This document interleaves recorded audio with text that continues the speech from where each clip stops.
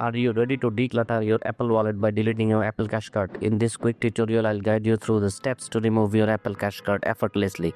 Let's dive right in. Step 1. Open Settings. First, grab your iPhone and locate the Settings app. It's the gear icon on your home screen.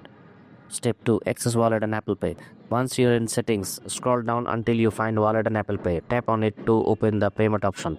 Step 3. Select your Apple Cash Card. In the Wallet and Apple Pay menu, you'll see all your cards. Look for your Apple Cash Card and tap on it. Step 4. Remove the card.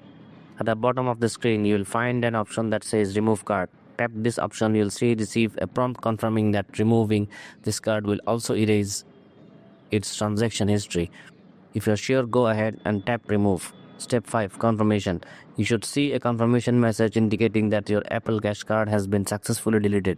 If you ever want to add it back, simply follow the same steps and select Add Card.